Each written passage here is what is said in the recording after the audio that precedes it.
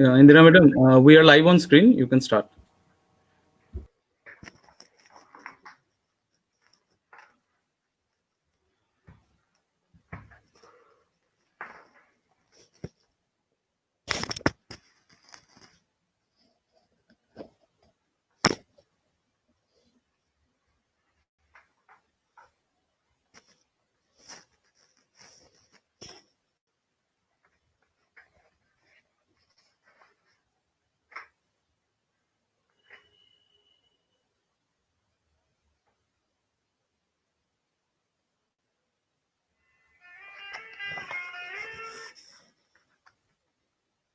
হ্যাঁ রুমাদি,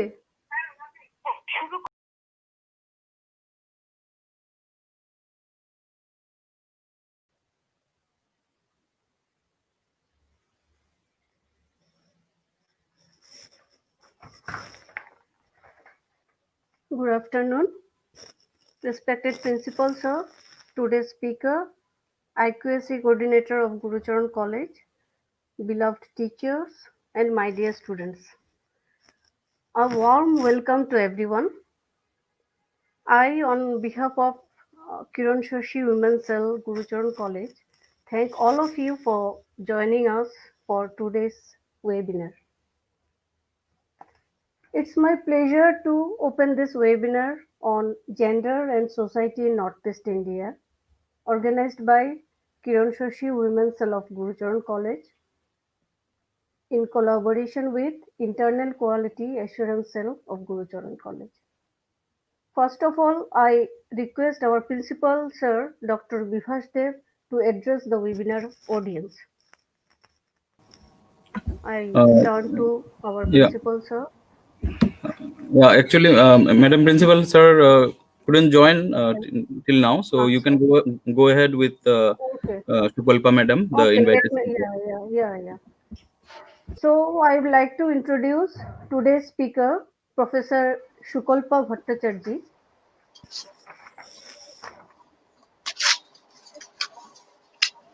Dr. Sukalpa Bhattacharjee is currently Professor of English at Northeastern Hill University, Shillong. Her major publications include Human Rights and Insurgency, the Northeast India, Ethno-Narrative Identity and Experience in Northeast India, post-colonial literature, essays on gender, theory and genres, representations and textuality, the critical interface. Her review articles and research papers have been published in national and international journals and anthologies in the area of critical theory, gender studies, and multi-ethnic literatures of the United States. She has also written articles in the Indian Journal of Gender Studies, the Economic and Political Weekly, the Statesman, the Eastern Chronicle, and the Shillong Times on gender issues. Her major grants and awards include Teacher Associateship at Indian Institute of Advanced Study, Shimla, Rotary Foundation Fellowship under Group Study Exchange Program to Italy and Rome, ICSSR and USIS research grant for lecturing on American Studies at the National University of Singapore, and nomination by US EFI Kolkata in 1997 for doctoral studies at University of Missouri, Kansas City, USA for Chancellor's Overseas Non-Resident Award. She has been offered scholarship in November 2019 by the Center for Citizenship Studies at Wayne State University, Detroit, Michigan, USA, for making a presentation on gendered citizenship in India. She has been member of Women's Cell, now Internal Complaint Cell at NEHU, and also has been at the advisory board of Women's Studies Center in many universities in the country. A heartiest welcome to Professor Sukalpa Bhattacharjee Madam. She is also an alumna of our college, and she will deliver a talk on gender and society in Northeast India. So we'd love to hear from her. I turn to I request the operator to turn to the speaker.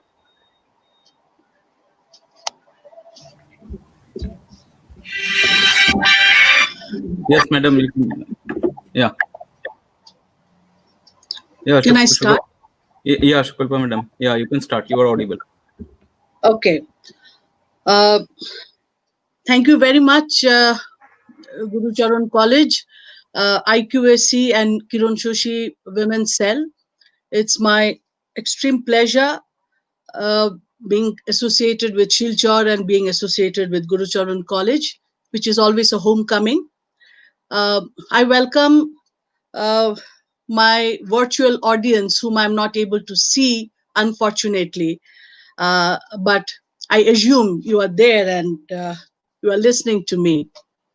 I have been asked to speak on gender and society in Northeast India, and for the benefit of students in the audience and for those not initiated or not familiar with contemporary discourses on gender studies, let me begin by asking what is gender and how does it shape social values and relationships in our society? Why is it so important to speak of gender at this point of time? Why is that even uh, governmental initiatives and resources and programs are all directed to the issues of gender? First of all, gender is a great variable that actually brings in a very critical dimension to the disciplinary practices in each of the disciplines that we are engaged in. The moment the component of gender is introduced, it destabilizes our very, very complacent way of dealing with our discipline. Um, the major point here is that gender is the range of characteristics pertaining to and differentiating between what is known as masculine and what is known as feminine. It is extremely important for us to understand the difference between two terms which has been used for a long time as interchangeable, as if they were synonyms: the word gender and the word sex, which was always used as a kind of a synonym, but there's a lot of difference between what constitutes gender and what constitutes sex, and where is the danger of mixing up the two very different constructs. Sex refers to one's own biological orientation.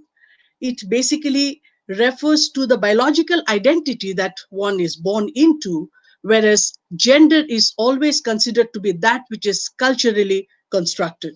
So, historically, although several times sex and gender have been used as interchangeable words, we need to understand that it is a serious distinction that needs to be made between what is a matter of choice and what is a matter of social imposition.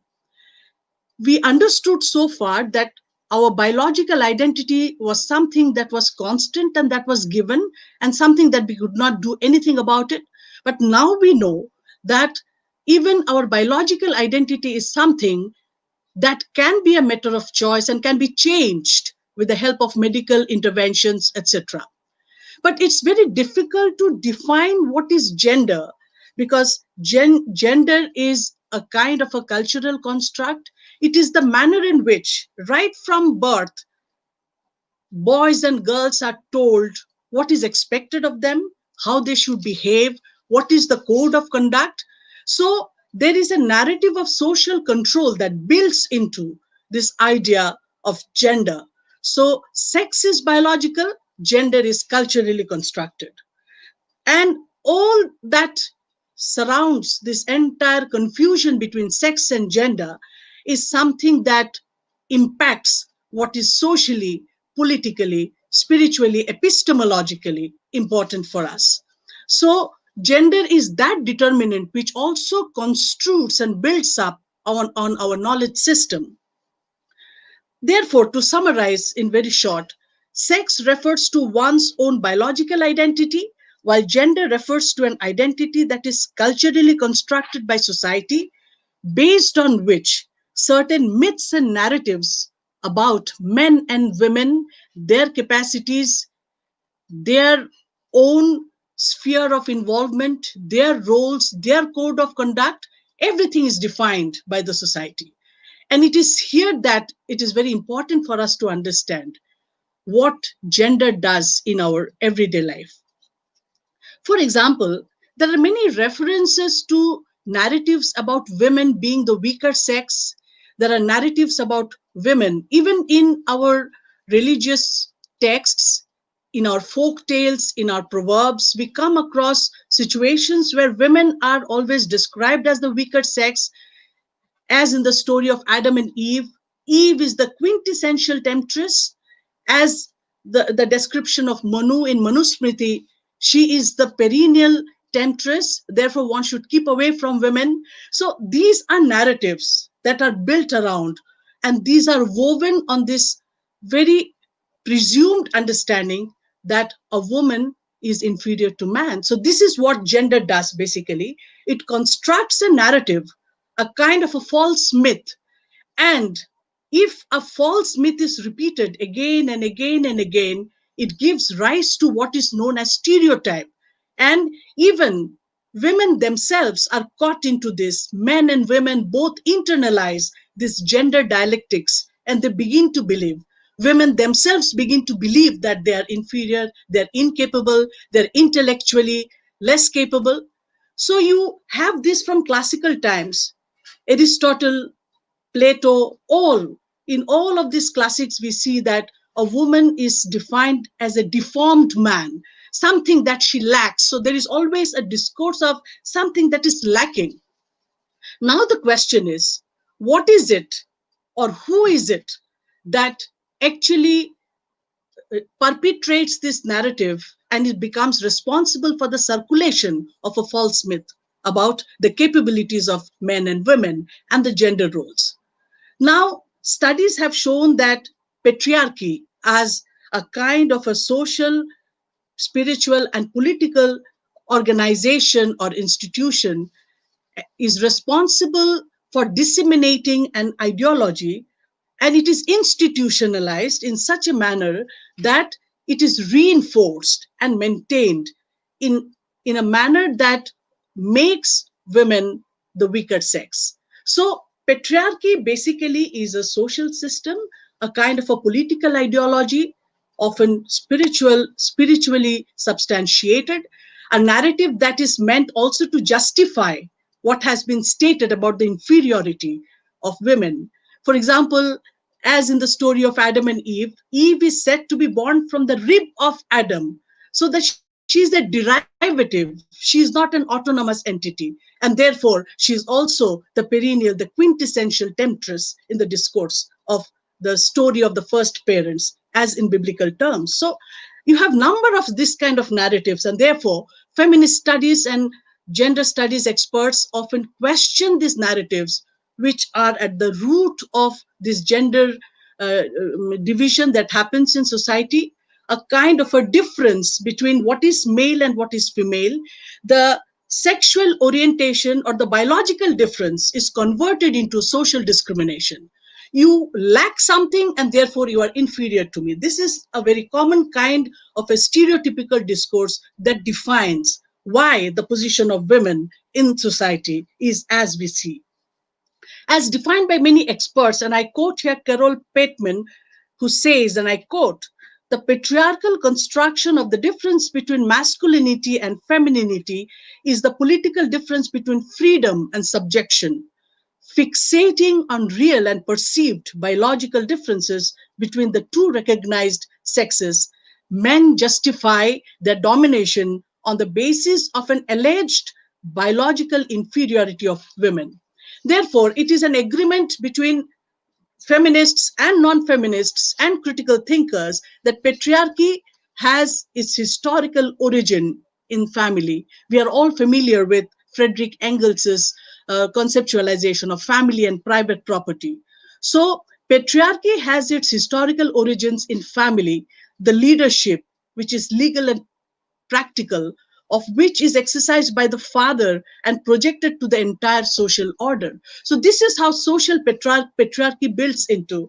And it is important for us to understand how patriarchy becomes responsible for disseminating false myths that women are emotional, men are rational, that women are closer to nature, they are more introverted. These are several false myths that are built around, and therefore one needs to contest.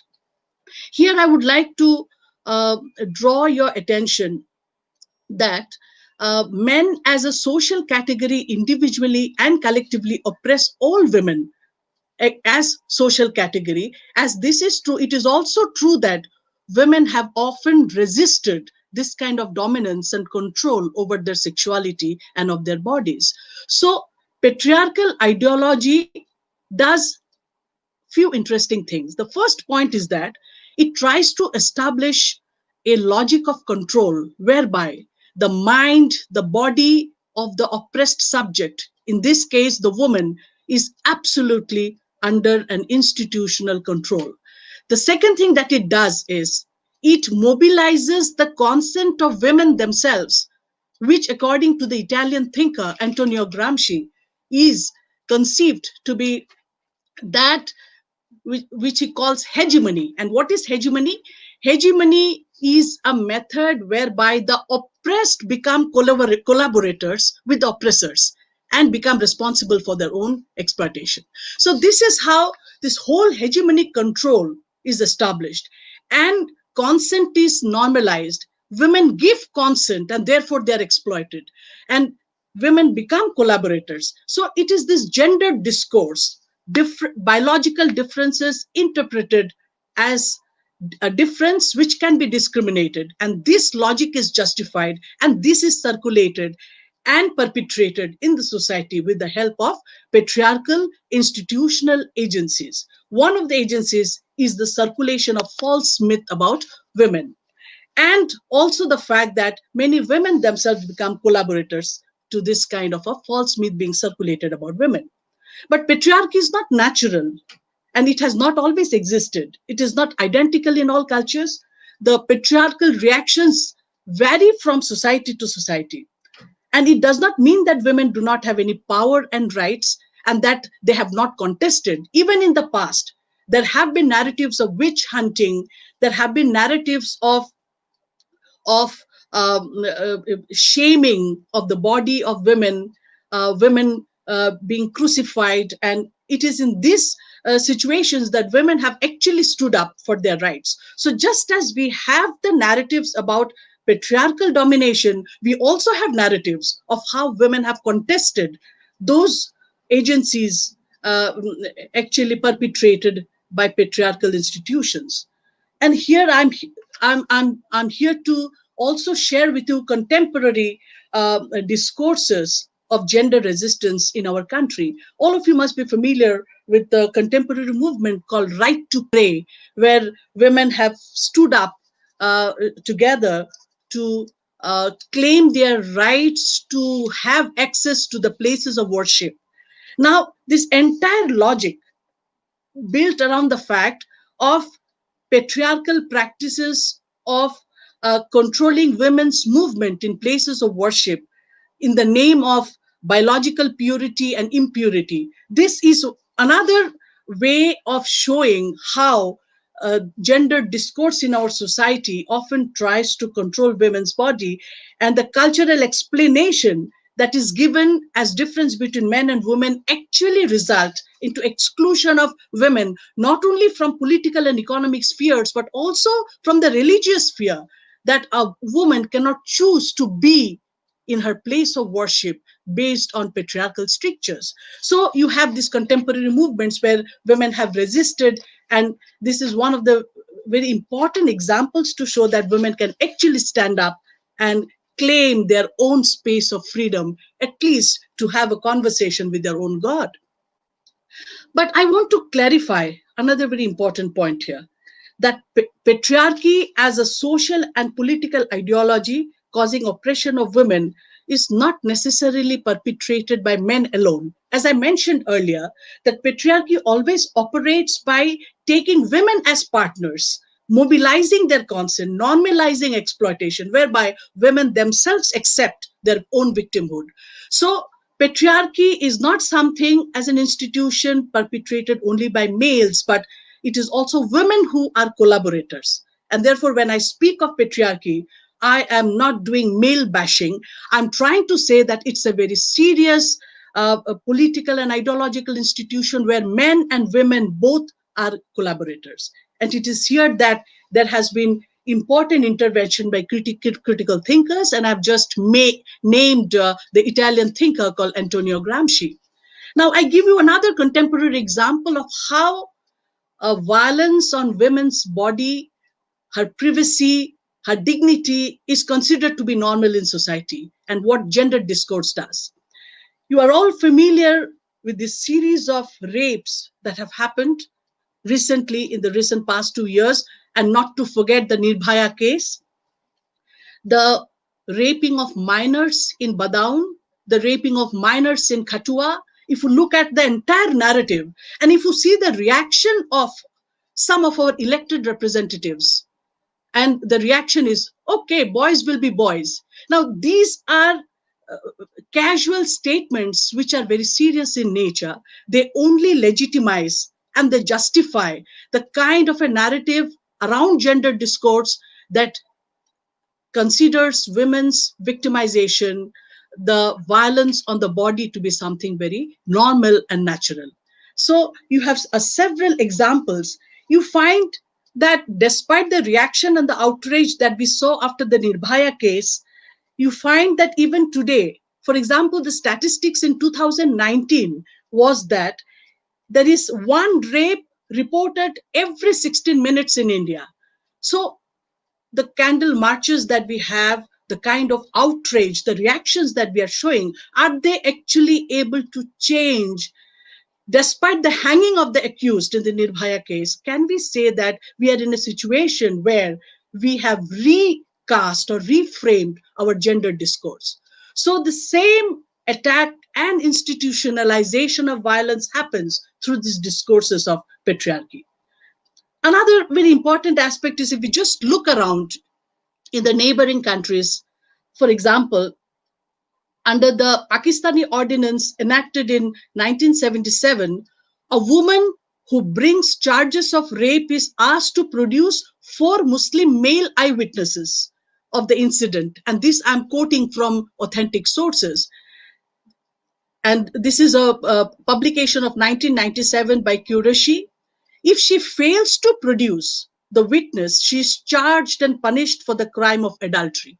So a rape victim has to produce, and this is part of an enactment in a country such as Pakistan. And these are a number of examples in many countries of this kind of, let's say, extra victimization on rape victims.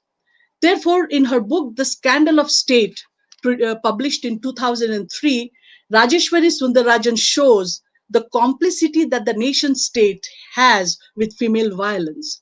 So the story of the building of our nation state is also a story on the violence that has been done on the female body. Sundarajan, in this case, shows that the nation state is born out of a violence, and this violence is actually executed on the female body. Religion in post-colonial countries also have a very complex relationship with caste, race, and class. And therefore, we need to understand even the questions of nationalism as to how gender discourse impacts the creation, the metaphor of a nation, and how the idea of a gendered citizenship also becomes very important. What kind of a citizen is a female subject in the greater framework of a nation? This is a question that many scholars of gender studies have asked. So our idea of a nation is constructed through the metaphor of a mother figure whom we call Bharat Mata, which is a figure, a metaphor of idealized womanhood. Our dominant religious practices also encourage worshipping of deities and worshipping of goddesses. But when it comes to the real woman on the street, you find that all these narratives actually are a misnomer. And you find that the female body becomes a crucial site on which the narratives of power and contest, power of contestation, all the huge grand narratives of this Indian subcontinent, call it colonialism, call it nationalism, call it partition, all these grand narratives have had the subject at the receiving end has been the woman. The woman's body has been the critical site on which the histories of nation have been written. And it is here that histories of ethnic communities and nations continue to be written. And therefore, this is the serious impact that the notion of gender has in creating what we call a social space. And therefore, you have scholars of partition studies like Ritu Menon who have questioned, do women have a country? Because the life of women in every country is the same. And therefore, do women at all have a country?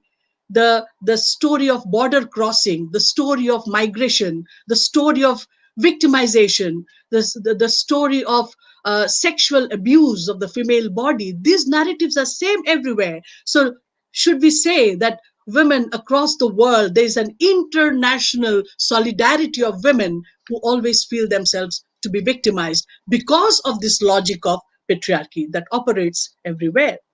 So, through this conceptual framework and the issues of gender and gender inequalities, I would like to throw light on a few issues in this limited time on what happens in Northeast India. Let me mention here that the dominant idea about women in Northeast is very pink elsewhere. Sometimes it is a kind of a misrepresentation. People come from outside to do documentary and videos on the women of Northeast, saying that this is a place where women exercises her freedom. This is the land where there is something called Matriline. So there are several myths about lives of women in Northeast India. But if you do a very serious and a very critical inquiry into what actually happens in the lives of women in Northeast India, you will find that it is not only the economic policies or political ideologies, it is also traditional institutions and customary laws of several, even tribal communities, where one assumes that the position of women is very high compared to the plains, but it is not the case. And here I would like to bring to your notice the whole myth about matrilineal that actually is that operates in Meghalaya. You know that according to the uh, system of matrilineal, the youngest daughter in the family, who in Khasi she's called the Kaddu. She is considered to be someone who owns the property. But the truth is that she's only a custodian. She does not own the property. She's not the owner. And the actual decisions regarding this property happens through the intervention of the maternal uncle, who is Mama. And it is here that you find that it is only a misnomer. Women in Khasi society, which is also supposed to be glorified as matrilineal, where there is a lineage after the mother's name, but that actually does not empower her. So the myth about matrilineal being a point of empowerment of women in Northeast India is an absolute misnomer. And women experience patriarchy even within matrilineal in a very, very subtle manner. And this nature of exploitation in rural area is in one form, but in urban middle class areas, the experience of patriarchy is something that operates in a very, very subtle manner. So patriarchy coexists with every different forms of government and socio-religious political organizations in empires, in kingdoms, in republics, in democracies, what have you. Everywhere there is the patriarchal ideology at work. There's a deep nexus of patriarchy that operates in all forms of government. Patriarchy is therefore made up of structures or institutions that exclude women from participation, or coming in contact with public spheres. We have narratives about women in the nationalist movement in India where women always participated obliquely. There has been no case of direct participation of women. This is not to say that women were not conscious as to what was happening in the nationalist movement. They participated in very subtle, in very oblique, because they were not allowed to come into the public sphere. So there has always been an exclusion of women from the public sphere. Please remember that the history of women's movement brings out the fact that women were not allowed to speak in public, women were not allowed to hold a pen. Writing for women was considered to be a blasphemy. And it took centuries of women, and those women who write today, who are writers, who are authors, must pay their tribute to the tomb of those women who gave their life trying to establish themselves as authors, because writing and women never went together. It was considered to be blasphemous that a woman should hold a pen. Now, under this kind of social construct, and the reason was that woman is not rational, she is emotional. In today's gender studies, the emotional quotient is as important as intelligence quotient. Therefore, one talks in gender studies or in women's writing in terms of what is known as EI, intelligence, emotional intelligence. Because you need to have rationality even to be emotional. Emotional is not something that comes in the air. And therefore, you find that in feminist movements, a close relationship has been established between nature and women. So it is called ecofeminism, whereby ecologically women are, or naturally women are more inclined towards nature. Nature is devastated, so is the woman's identity, woman's self, her being. So there is a deep kind of a ecological bonding between nature and women. So there are multiple areas where you find that the whole idea of gender roles, gender stereotypes have been challenged by contemporary studies on gender and particularly women's studies. Now, anthropology or anthropological studies have brought forward another area which we call food studies, which actually deals with how food and women's exploitation, how gender division and women's exploitation with regard to food making, food procuring, and food production is related. For example, women procure food, cook food, but never consume them fully. We have often seen in our big households that our grandmothers, sometimes our mothers, went hungry because they provided food to the entire lot, but nobody ever asked whether the woman herself had eaten. So it is here that you find that the idea of food, vegetarianism, the idea of fasting that is there in rituals, all that is socially engineered and justified, so much so that it is the woman who is all the time fasting. The rituals also demand, our religious strictures also demand, that is the woman's body which has to uh, go through penance, the strict rules that you have for widows in the society, particularly in Hindu societies. So these are some of the things that you find, the deep connection that exists between what is food procuring, food production, and what impact it has on women and women's body. So here I would like to bring you to a few more cases in Northeast India. In Northeast India, whenever you talk of Northeast India, the buzzword is development. In Delhi, the buzzword about Northeast is not this money should be sanctioned for development in Northeast India. The question is how the gendering of social discourses not in Northeast India itself affects development or vice versa. Does development change gender relations in Northeast India, or do gender relations in Northeast India recast the whole discourse of development? This is a larger issue into which I'm not going into right now, but it is important for us to see. And what do we see? That women have always been visible figures in market, in as vendors, as traders, in public places, owners of mobile kiosks. So women are more visible in Northeast India. There is no doubt about it. And they're more visible in the public sphere. But is it to say that economically they are more advantaged in Northeast India? A study shows that this is also another myth about development, about women. They are also driving force to keep the household running, from cooking for the family, feeding the cattle, mending clothes, taking care of the sick.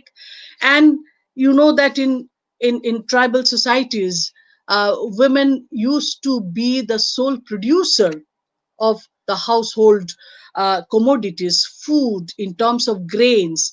And even today, you find, particularly in states like Meghalaya, in Zoom cultivation, you find how a woman is all the time engaged deeply into this whole agricultural, the process of agricultural production. But this is not to say that women have any power to make decisions in society. And it is, you find that bridges are being built, roads are being made, villages are getting bridges, but to whose advantage is it going? Who is getting the benefits? And what kind of gender relations are emanating from this kind of new engagements? Scholars working on gender and development in Northeast India have stated that women are often leaving their homes, their region, as migrants to work in service industry, factories, and as maids.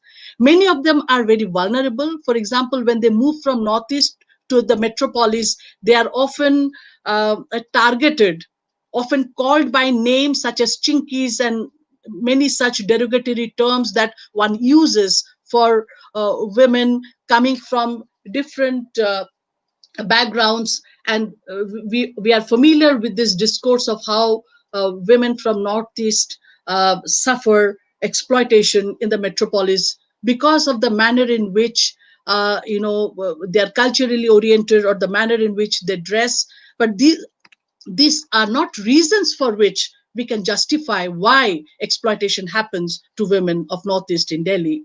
Now, what is important here is that the promise and implantation of infrastructure and connectivity does not uh, come into the advantage of women in Northeast India. These migrant workers who often leave their homes and go, when they come back to their homes, they often find that their husbands are missing, or their home has not remained their home. Sometimes they go out to work and they send all their savings to the home, but when they come back, they find that socially they are stigmatized, as far as their own character is concerned. They are kept under question. Issues of virginity, chastity, the old Victorian morals which governed the construction of gender discourse operates even today to victimize women when even they go out to work.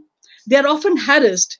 Many women have, as migrants, they hardly have any savings. So all the gendered pumping of all the money that is pumped into Northeast in the name of development, does it actually go into the benefit of women? This is the question we are asking.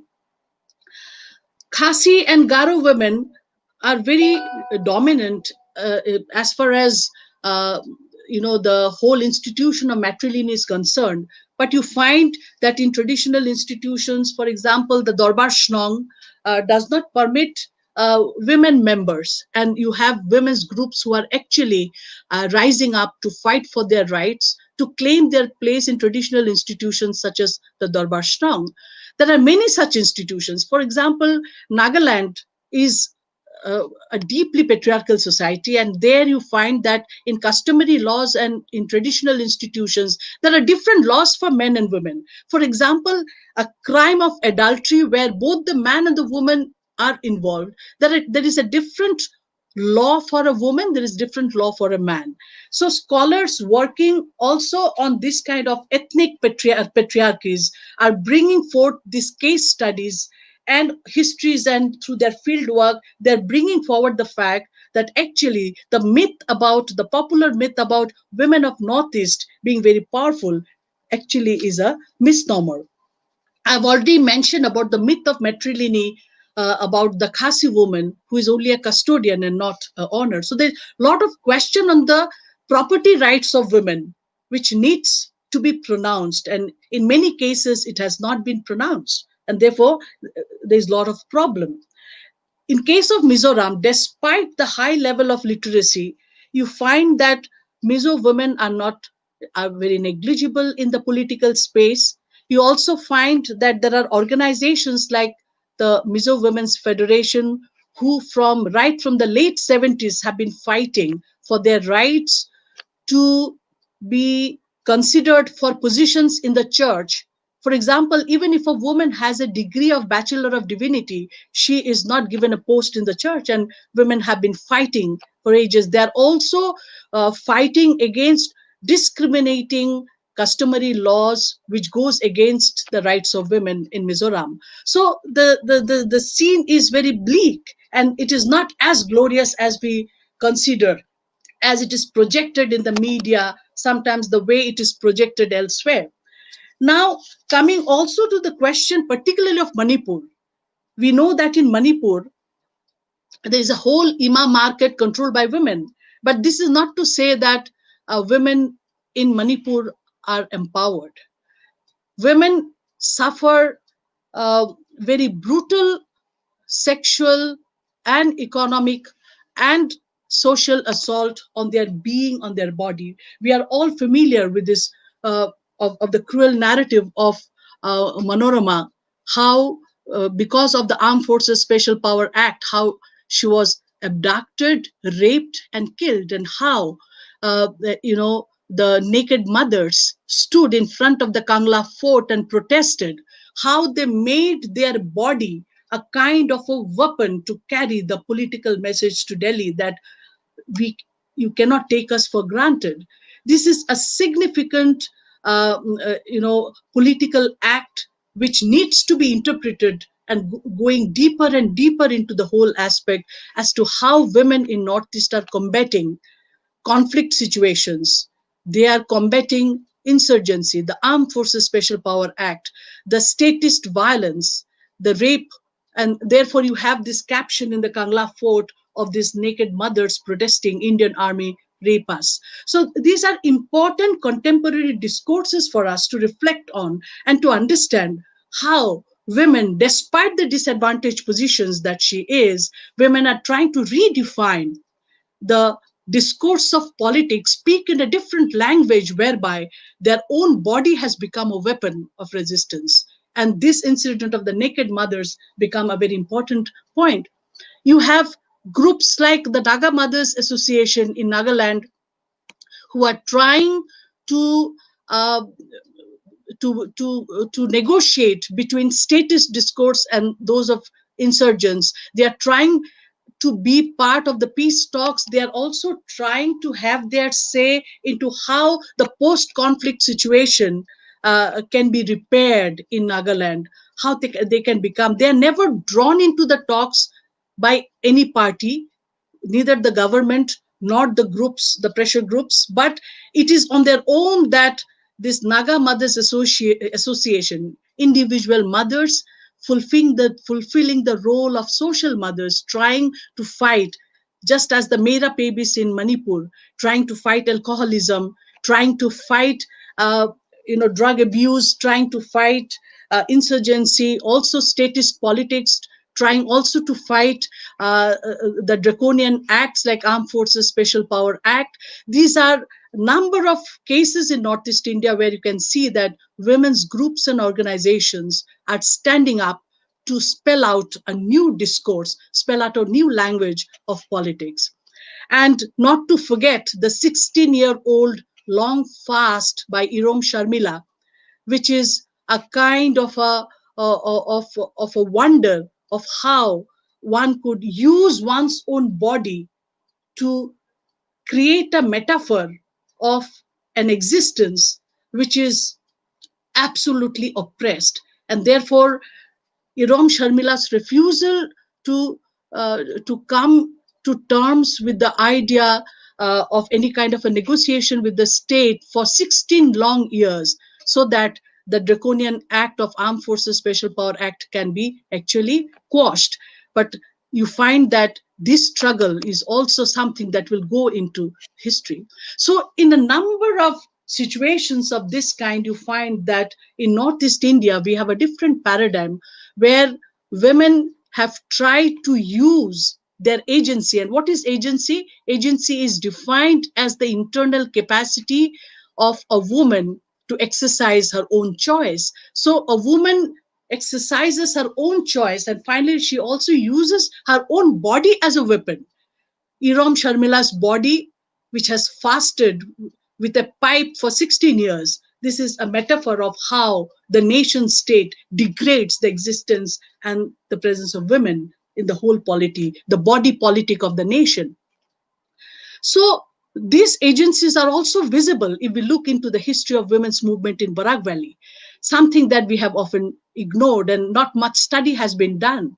Of late, the scholars are making a study of women's participation and women's contribution into the women's movement, uh, the national women's movement, and how the role played by many women right from 1927 or before. There have been women's organizations in Barak Valley which looked into these aspects. You know, the first wave feminism, the second wave feminism, the issues which in the second wave feminism we call the personal is political. We have evidences of this kind where women have played a very, very great role. And we have this whole episode of partition where many women came from the other side of the border and who actually contributed to peasant movement, to left movement. You have an extraordinary narrative by Shurma Ghotok, which is called Shillong Jailer Diary, where you can find an account of what was it for women in the prison, the life of women in prisons, how it operated. And this is where you find that women often, through their narratives, through their memoirs, through their diaries, sometimes even through their embroideries, have been able to convey a message to the public space, even though they were always excluded from the public space. So women have always turned their disadvantages into advantages by using what is happening here. And uh, uh, before I conclude, I would like to say that even Guru Charan College needs to have a pride of its own for several participation of female students in the language movements that happened in the valley. I can speak for the 1986 language movement, where a whole class of female students from classes along with male students actually came and faced the police violating 144 for the sake of mother tongue movement. So this is a very important contribution, and I think these narratives also of the contribution of the students in general and female students in particular of Guru Charan College needs to be archived and to be told. These stories have to be told and retold so that we can create for ourselves a tradition of resistance movement built up by women. And this will actually help us to understand how gender discourses, how gender actually impacts, or how gender is impacted in turn by a number of social and political movements that happen all around. It's not that even in our times that female students or female child were encouraged to enter into the public sphere. We did not see many girls being encouraged by families to come and occupy the public space of political movement, say students movement. But there were also cases, we have histories of women who actually contributed. We have documents about women who participated when Gandhiji first came to Fatak Bazaar, how these women actually were totally rejuvenated. And all this happened before 1947. So we do have a tradition of women's resistance movements, social movements, female participation, even in the history of Barak Valley, which actually needs to be rejuvenated, revisited. We need to tell these stories to our next generations so the stories will live on, and one is able to create a new gender history of Northeast India in general and of gender history of Barak Valley in particular. With this, from my side, I would like to conclude here, looking at the paucity of time, and I leave it to the audience now. Thank you.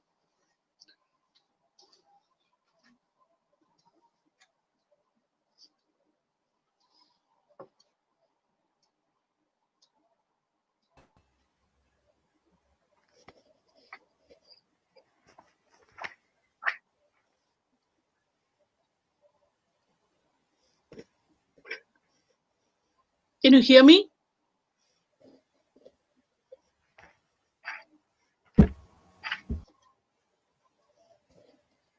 Indira, can you hear me? Hello? Yes, Yeah, Indira, can you hear me? yeah. Thank Yeah. you So very much, Sukalpa madam, for such a valuable and informative talk. We are grateful to you for the time and effort you took to share your thoughts and experience from your years of research on Northeast women, especially. And we came to know so many things like the origin or root cause behind the gender division, then the problems faced by Northeast women in metropolis, how tribal women are facing so many problems. So thank you very much for joining us. Now the session is open for discussion. I would like to invite you to ask questions and write comments in the chat box or chat window. So please, if you have any question, you can write it on the chat box. I can see a question from Sharupa Bhattacharjee. Uh, can I answer? Can I go Yeah, ahead? yeah, yes, sure, ma'am. Okay. I think Sharupa, you have asked: Are feminine studies and gender studies the same? They are related, but they are not the same. And there's nothing called feminine studies per se. The discussions on femininity comes within the gamut of feminist studies. So within the gamut of feminist studies, you have a discussion on what constitutes female, what is feminine, and what is feminist. So if female being a female is an aspect of biological identity, then feminine is a cultural construct like gender roles. And to be a feminist is to take a political position, or take a position which is almost like political, so that one could question the feminine or female constructions of identity.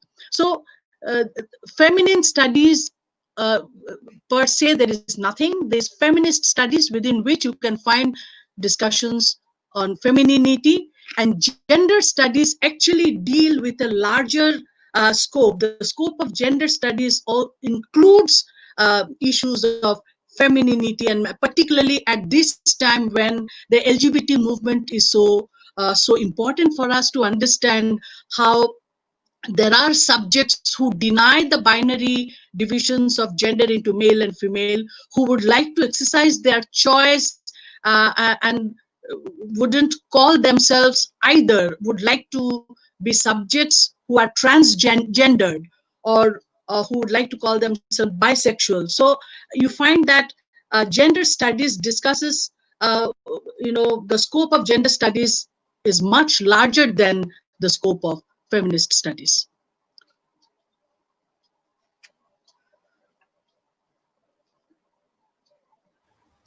Any other question? Yeah, there's another question. Indira, am I audible? Can I speak? Yeah. You can proceed. Okay.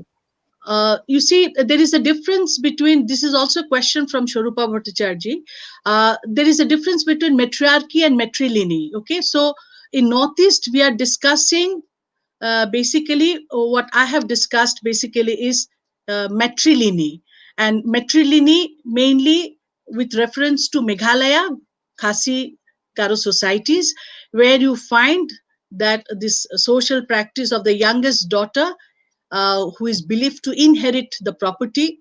But in reality, studies have shown that they are only custodians, they're caretakers, but not owners.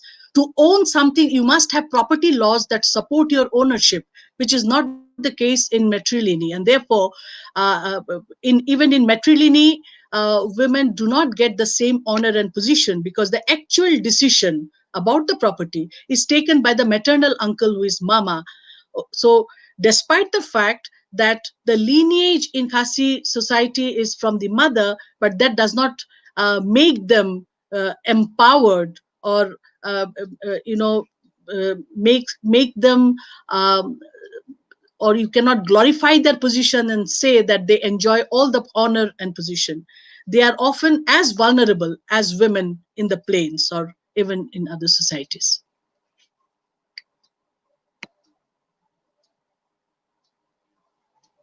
Any other question?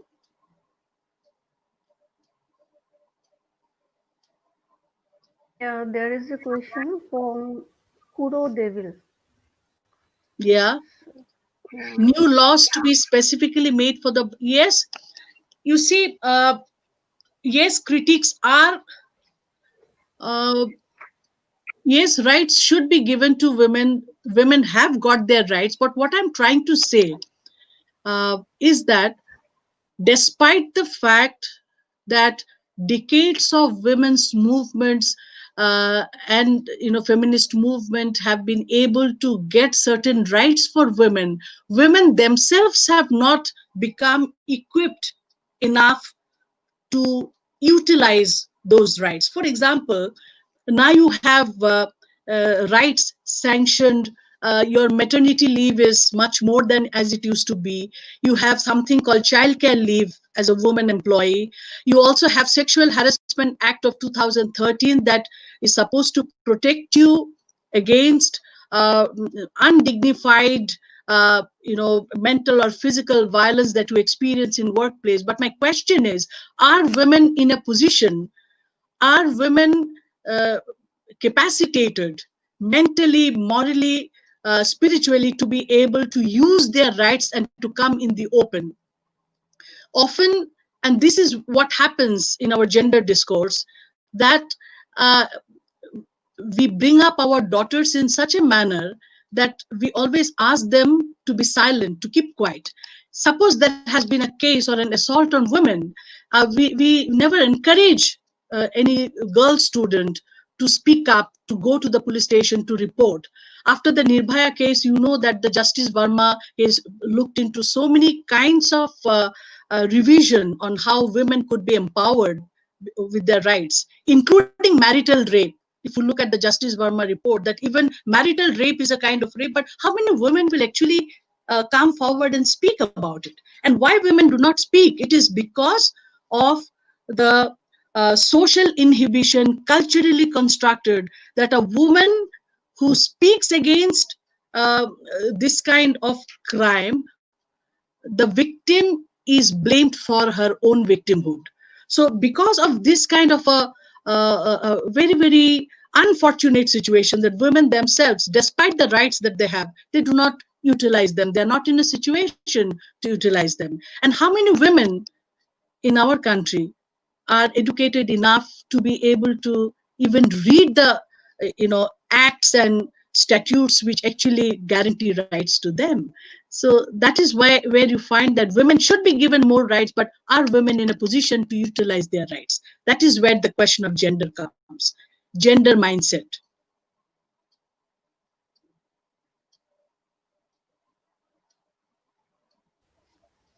yeah. Here Okay, is a another question from, yeah, Devashish Sharma. yes, yes. um, why don't we see any strong policy measures to raise the issues of women? Um, you see, it is true that our institutions are deeply patriarchal. All forms of governments, as I mentioned earlier, okay, uh, deeply patriarchal in nature. Our educational institutions are also deeply patriarchal in nature. It is very difficult to have a kind of a working atmosphere which is gender friendly. But having said this, I would like to say that a lot of laws have come, lot of policy measures have been brought to raise issues of women. But what I'm saying, women themselves become responsible for subverting those issues because of gender insensitivity. Now you see, you have courses on gender sensitizing. I often wonder when I'm invited to different institutions here to go and speak to young girl students on gender sensitizing.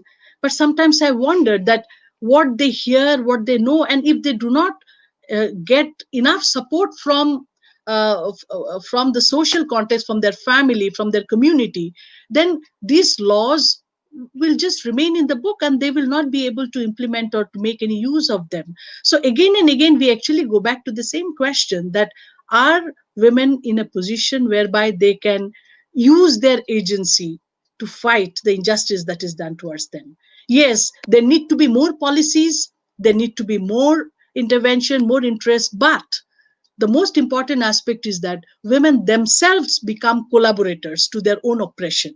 This is the biggest irony of the whole emancipation movement of women across decades. So women themselves have to know how to use their agency so that they can come out uh, of the oppressive structure, both statist, societal, cultural, and institutional. Okay, so how many women? I have been members of several women's cell and of investigation committee. I find that it's extremely difficult uh, to get women themselves will come up and complaining to the women's cell or the ICC that such a thing has happened to me, and how much of pressure is exercised on her, including the family, so that she will know. So women have always been silenced, and therefore it is very important for us to understand that this silence needs to be broken. The biggest curse on women is that they have been always asked to be silent historically, and this silence needs to be broken.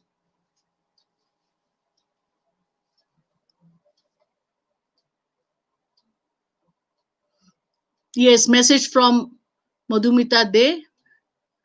Okay. Yeah, I think we were all present, you, I, all of us. We know what had happened.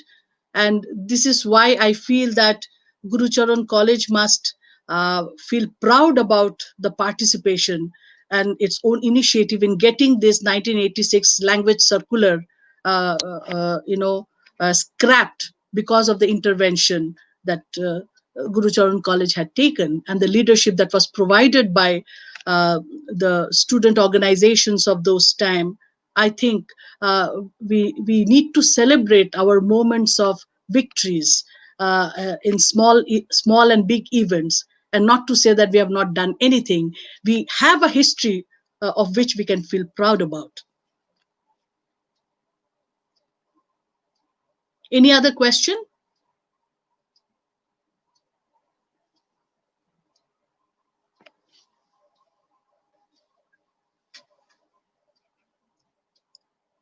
Indira, I cannot see any question.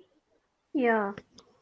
Okay. So now I thank you, madam. Now I turn to my colleague Shanara Begum, and I request her to offer a vote of thanks. Okay, thank you. Thank you, Indra Madam. Now, good evening, one and all participated in this webinar. Honorable Principal Sir, respected IQAC Coordinator Madam, and respected Secretary and President of Kiran Sheshi Women's Cell, and respected convener of this webinar, and all the academic fraternity and dear participants. On behalf of Kiran Shashi Women's Cell and IQC Guru Charan College Silchar and its entire fraternity and the organizing committee, I feel immense pleasure to take this opportunity to propose a vote of thanks to our eminent speaker, Professor Sukalpa Bhattacharjee, Department of English, Northeastern Hill University, Shillong, who spared the time from her busy schedule to grace this webinar with her extremely pertinent lecture on gender and society in Northeast India. She rightly talked about how patriarchal society discriminate women on the basis of gender discourse in social, political, and cultural environment in different states of Northeast. I especially thanks Dr. Vivash Dev, Principal Gurucharan College, Silchar, for providing us support and opportunity for organizing such events. I do especially thanks our beloved IQC coordinator, Dr. Rajeshri Paul Madam, for always encouraging and guiding us. I would like to thank Dr. Indira De for hard work for making this webinar a grand success. My deep sense of appreciation to all the participants who choose to be live with us and attend this webinar with great enthusiasm and made this webinar a grand success. My sincere gratitude also goes to the organizing committee for choosing this vital topic that really relevant in this present contemporary situation. Last but not the least, I would like to thank Dr. Devashish Sharma, Assistant Professor, Department of Mathematics, and his group for all the technical support and helping us in organizing this type of event through GCCE Academia. Once again, I thank you all for being with us this evening. Thank you. Thank you. Thank you. Thank you. Thank you for having me. Thank you, ma'am. Thank you.